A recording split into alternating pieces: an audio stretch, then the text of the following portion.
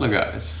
So I want to build on the ideas that we established yesterday with the importance of BEE and then examine a question that relates to whether or not it is necessary for businesses to always be BEE compliant.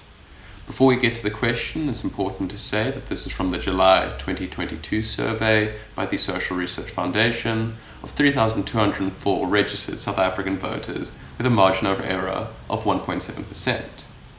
The question itself is, businesses that are not BEE compliant should not be allowed to operate until they are compliant, or a business should be allowed to operate even if it is not BEE compliant, so long as it pays tax and employs people and creates jobs. Which statement do you agree with more? When looking at all registered voters, 15.1% agree with the first statement strongly, and 5.5% agree with the first statement somewhat, that businesses that are not BEE compliant should not be allowed to operate. On the other hand, 70.9% of voters agreed with the second statement strongly, and 6.9% agreed with the second statement somewhat, that as long as a business pays taxes, creates jobs, and employs people, it doesn't matter if it is not BEE compliant.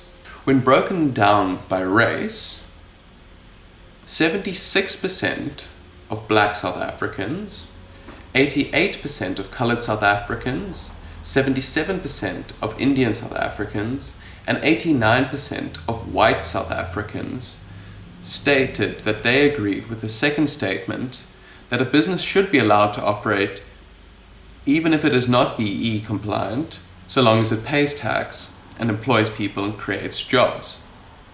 So, what can we learn from this?